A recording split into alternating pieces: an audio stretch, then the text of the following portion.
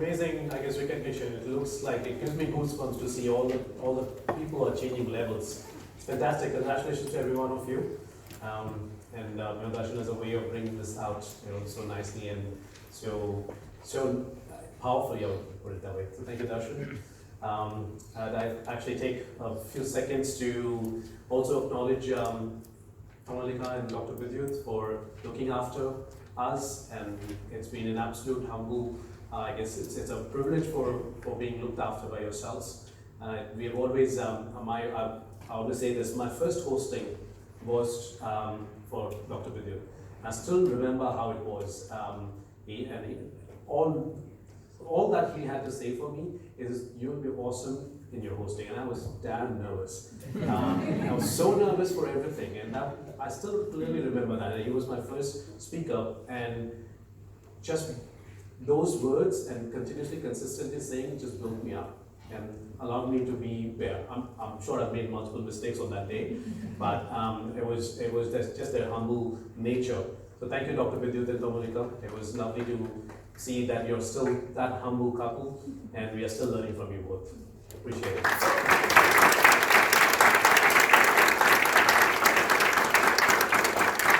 course, we had Shrikant and Anusha, who looked after us in the venue here completely, right next to us for everything. Really appreciate that. And you guys are, I'm sure, we'll be crossing stages pretty soon. So great work. Once again, round of applause for them. All right. So, if you thought the EW was a little sleepy, I'm going to put you to sleep now. I'll try to keep it short, right? So my area of growth when I talk to my mentors is you've got to be funny. I'm trying really hard. I laugh at my jokes. What can I do? So I've told my game plans in my organization is, hey, you all have to come up with a joke next time when you come in the next week. And I'll steal the best one out. That's it. So anyhow, but we'll keep this short, this conversation. This is more of a favorite word where people tend not to like the word, but you got to embrace that word. It's called failing. Right? And people fear failing. So we're going to talk about that, a little bit of it. And today's topic for us is failing to succeed. There is a stark difference between failure and failing. Right? Failing is required as a pathway to success. But failure happens when you stop failing. I'll repeat, failure happens when you stop failing. Right? So we're going to give you some structure, tell you what it might be looking like for all of us, because Aarthi and myself have personally gone through it. Hopefully that framework will enable you to put something powerfully in your own business, in your own life, in your own asset, no matter what the situation is. Now, having said that, I guess there are mainly three kinds of failures, failing. So I'm not going to use the word failure, that's not, if I say that, that's incorrect. At this stage, I'm just talking about failing. There are three kinds of failing. The very first one is, preventive failing in a predictive process. Okay, I'll repeat. Preventive failing in a predictive process. But then this is not the process we're talking about in the business here. I'm just saying normal process, operation, let's put it that way. What that means is that when there is, if a supply chain, a company trying to produce something out, there's a structured stuff coming out. Every person and every unit has got something to do, exactly the same process to follow, same steps to follow. Would you agree with me? So it's a predictive process. And preventive failing is something where you fail by making mistakes. Lack of attention. You make a mistake and you fail, right? Lack of that thought process that you've got to do it step by step will make you fail. But we do this often in life, in asset, we do this often. Think of it this way, I'll give you a simple example. Preventive failing is, how do I put it? If your mentors and coaches say in your, I guess it's a process appointment, they say, hey, after this, give that homework. And you go, I don't know, I think this homework is better. And you give something else, right? And what happens is the outcome changes. It's a predictive process, but the outcome changes because you could have prevented that failing. Another example is if your mentor say, hey, this is the response you'd like to send in your text, and in that response you put quotes, inverted quotes, saying, hey, this is inverted quotes and this is the response. Please send that to the candidate or respond or the person who's going through the process. What happens? The partner copies and pastes that, exactly puts it there with the inverted quotes. It's a preventive failing. So point being that it is okay to do that once, but not again. It's preventive. So that kind of failing will not get you growing. Very important to understand. But that's a type of failing which is required. The other kind of failing is unavoidable failing. Okay? In a complex operation. What that means is when there is a complex operation happening, there is no way you can avoid a failing happen there. I think about it, if it's let's take an example you can relate to. Organizing a conference, major conference. How many complex processes are happening? How many coordinators are there? How many people are looking after individual things? If something doesn't fall in place, what happens? There's failing that happens. And unfortunately, it's unavoidable. When it's complex, it will happen. Think about it, no matter how much you plan, traffic is something that you can't see. Say a host is getting guest speaker, and suddenly traffic is unpredictable. What happens? Plane's late. What happens? The whole schedule gets impacted. Would you agree with me? Of course, from people who are watching it, it'll be seamless because the other guys in the back end have already fixed it up. But it's unavoidable failing. You've got to fail. So from that we learn, we continuously improve, we put something in place so that next time it doesn't happen again. So maybe we buy flight tickets earlier. Maybe we have people there 2 hours in buffer where traffic can be taken care of. Things like that, right? So that's unavoidable failing. That's unavoidable failing will get you growing. Okay? Now, coming to the last one, and that is intelligent failing. I just got a blank here. Intelligent failing. This is a crucial failing. This is important. You've got to fail, and this is required for you to grow and to get to success levels. Right? And when it comes to intelligent failing, the way, at least myself and Aarthi, we keep telling our children that you've got to fail. She's trying to draw, and she draws pretty bad. A tree looks like something else. Right? A plane looks like a cow. Things like that. And I look at it and I say, great, done awesome. I can't say that she's failed. I say, you've done awesome. But she needs to fail because that's how she'll slowly change to becoming a plane. Same thing with business partners. They've got to fail.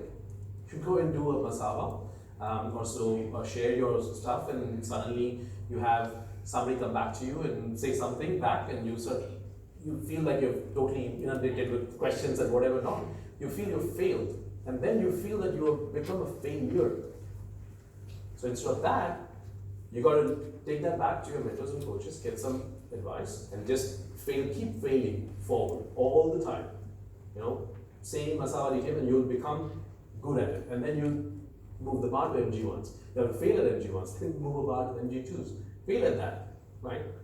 I hope there's no candidates here. Just double checking.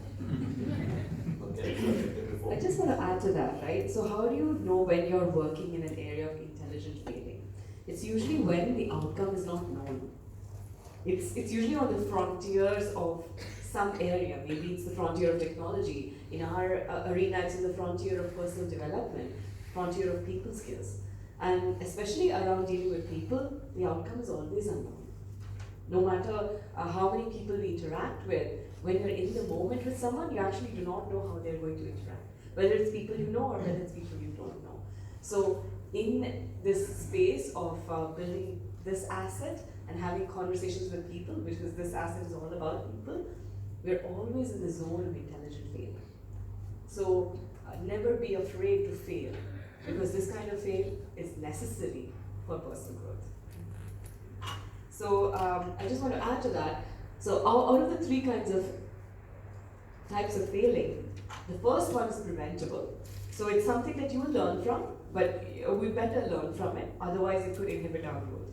Whereas The second and third kinds of failing are actually necessary for us to grow. The second kind of failing requires us to be proactive, think on our feet, problem solve, and the intelligent failing requires us to actually seek perspective.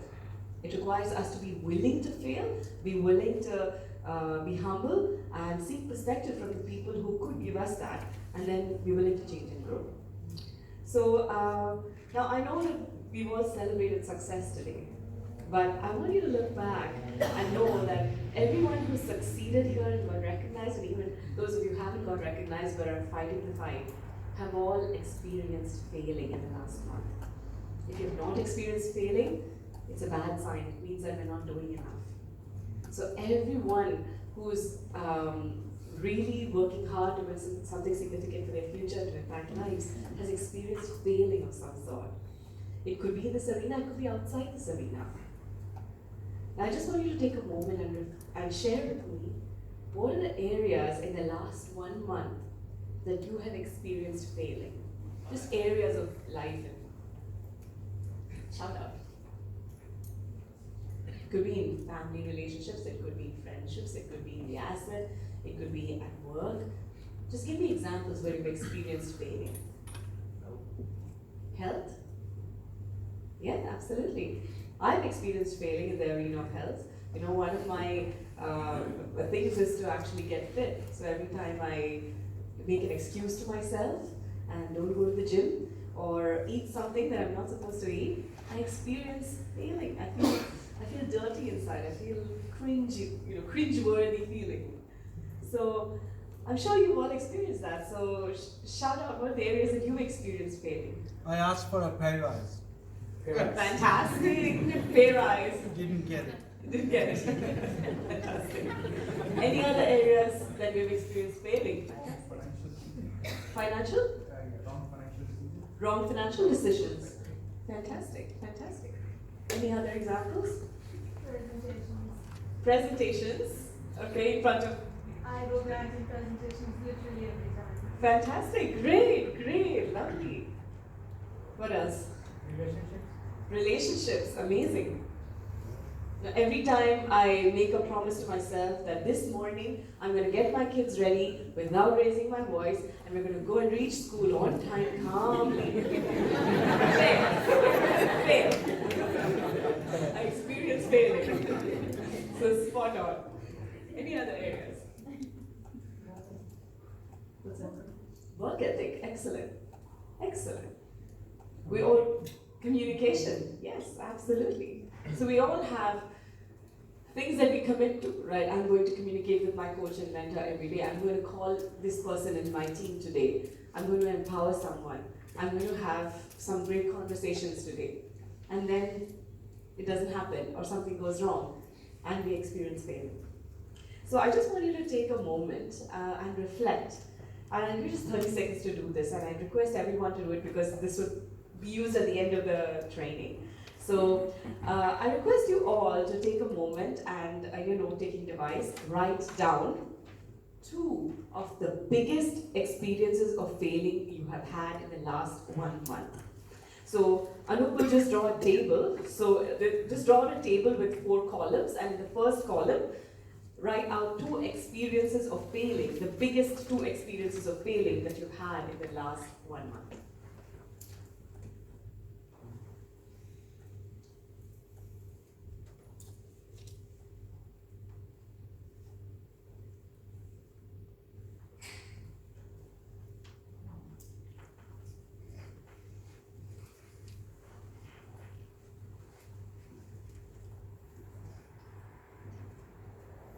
Just the 2 biggest, where you've really felt like you want to be swallowed by the earth. Now you got the 2? You got the 2? Excellent. So I'll give you one of mine. So I've, since a few months, set a weight goal for myself, which requires me to go to the gym a certain number of times a week, and also make sure I don't eat the wrong things. Now, unfortunately for me, when I go to work, there's this cafe that sells an amazing brownie cookie. It's called a buttermilk cookie, if you've ever had it. And that's my one weakness. And I keep saying, I'm not going to look at that cafe, I'm just going to go on the other side. But unfortunately, in the last month, I've made my way there more than 5 times. And every time, I don't feel this guilt before I eat it, I only feel it after I eat it. I eat it, and then I feel a very, very bad experience of failing. So that's one of the experiences that I would write down in that column. Right? Now I'll tell you why we experience such a bad feeling. Because against every experience of failing, there is actually a goal that we want to accomplish. So I want you to look at your experience of failing and write down what was the goal that it was associated with. Like for me, the goal was to hit a certain weight target by 1st of October. And I knew that every buttermilk cookie takes me farther away from that goal. So likewise, for your 2 experiences of failing, what were the goals that it was associated with?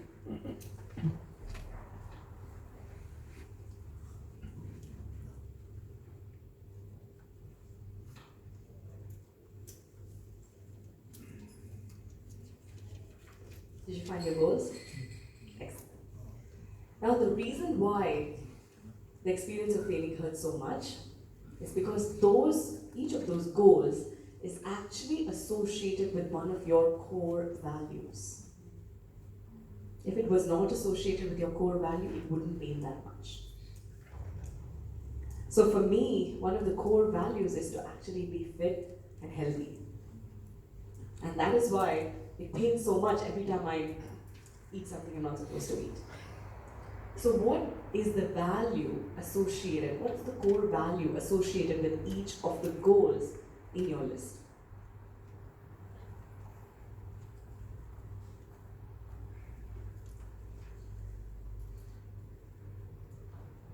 Have you got the values?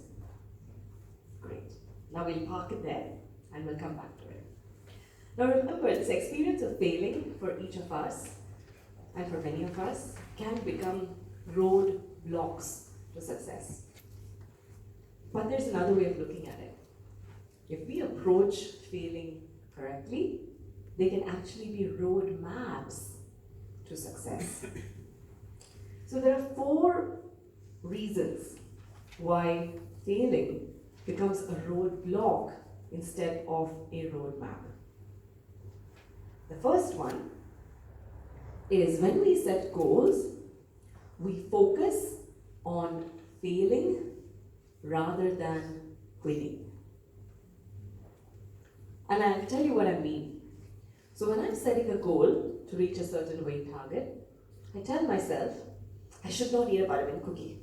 I just should not eat a buttermilk cookie. Like I should just not look there. I'm focusing on losing. I'm focusing on the failure. Instead, if I tell myself, I am going to eat healthy today, I'm focusing on the win. If I tell myself, oh, I should not miss a day of gym. Instead, if I tell myself, I will go to the gym today. Choosing the way I write my goal has a big difference on whether I achieve my goal or not. Now, another example, if I just look in this arena, a lot of us set goals of I'm going to have a certain number of conversations, which is great. But if our goal in our mind is telling us, oh, I just hope I have a conversation and nobody asks me what's the asset. I hope that when I'm going to look at somebody today and I hope they don't turn away from me. I hope, I have a conversation and they don't ignore me. Again, we're setting goals focusing on the fail rather than focusing on the win. Okay, so that's one of the reasons why it can be a roadblock. So we'll repeat that, right? It's the focus on failing instead of succeeding. It's a roadblock the way it's written. You're focusing on the failing instead of succeeding. Roadmap is focus on success, the way you say it, right? And in this arena, we've got a beautiful rule which says power of spoken words. How many of us keep saying, hey, I'll be the rising star, next rising star. Week after, I'm going to be next eagle, Power of spoken words. We're all pumped up with this power of spoken words. But yet, in our mind, we're thinking something else. You see, power of spoken words is great, but more than that, the power of unspoken thoughts is even more impactful. You're going to be speaking rightly to your mind. And that failure or failing can convert into a roadmap. When it's a simple choice or change that you make. So the second roadblock is we treat failing like a foe instead of a friend. Now we all have been told multiple times that we have to fail to succeed, we have to fail to succeed. But deep down, none of us want to fail. Like, I know that in all our hearts, if we go down to our deepest, darkest desires, we would love to have a conversation with someone and they are so fired up, they just really want to meet your mentors and they sit down for an MG1, they fly through the process, they get launched in your asset and then they have no life challenges, no problems at all and they open doors and all the people just find exactly like them and they go platinum. We would all love that kind of story, right? But the true journey doesn't look like that. None of us, we would love that, but none of us want to go through the pain of having a tough conversation. None of us want to go through the pain of knowing that a candidate is not qualified and having the courage to say no. Nobody wants to go through the pain of dealing with life challenges of somebody whom we've given our time to. And nobody wants to go through the pain of somebody not buying into us. But that pain, if we treat it like a friend, if we say, come sit beside me, I want to learn from you, rather than, I just don't want to face you, then that fail will become a road map for us to succeed. Now the third... We'll just repeat it for your benefits. Failing is a foe instead of a friend. Again, that's written as a roadblock. Okay? I want to make that as a friend. That becomes a road map. So the third one, and this is my favorite, is that failing becomes a monument instead of a moment.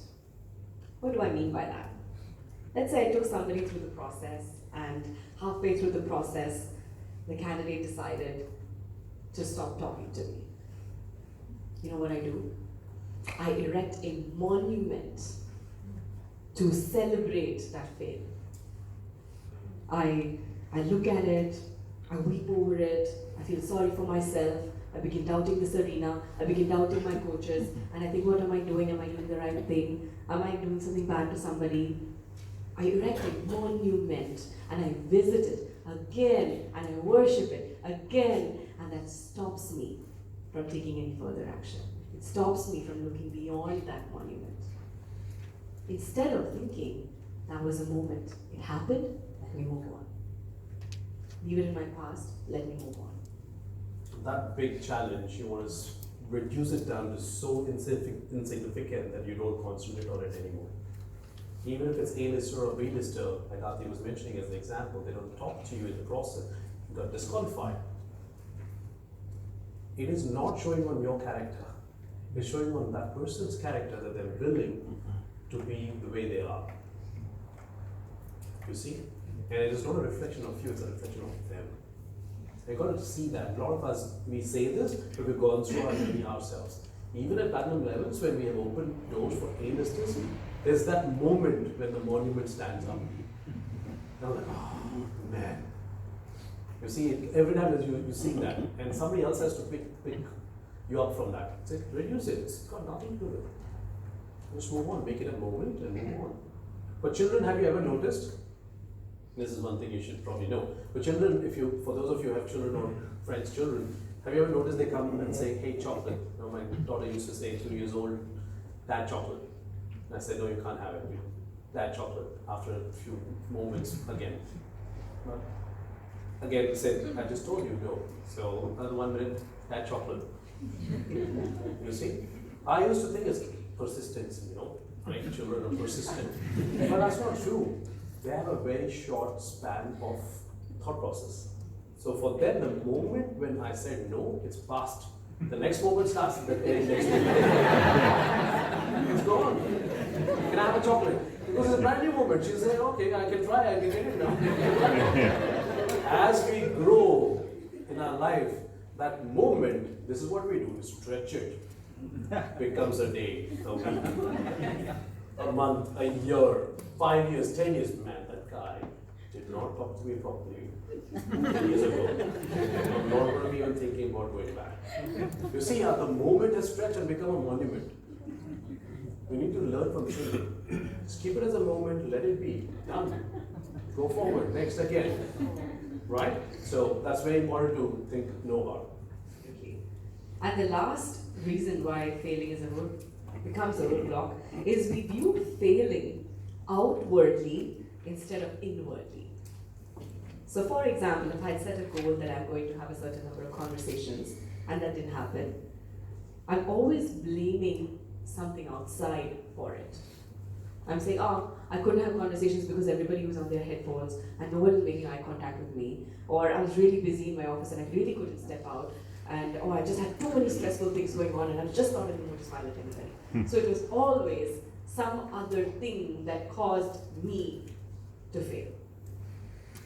Whereas if we treat failure, truly, John Maxwell says failure is an inside job.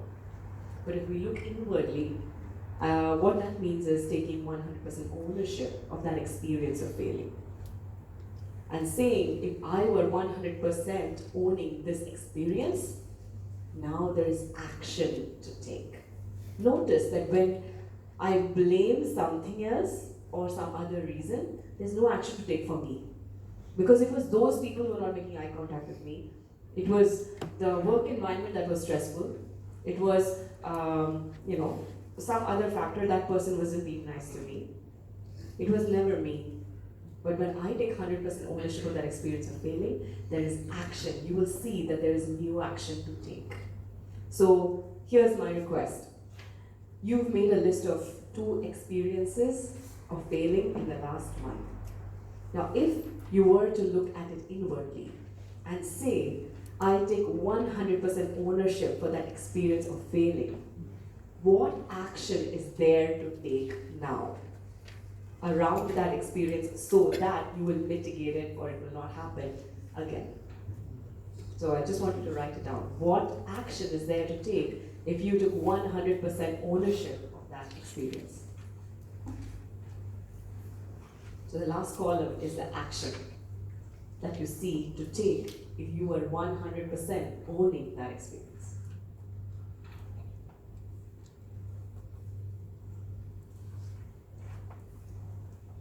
And remember, ownership doesn't mean blame. Ownership is very different from blame. Again, blame is an outward focus. Responsibility or ownership is an inward focus. And it's only associated with action.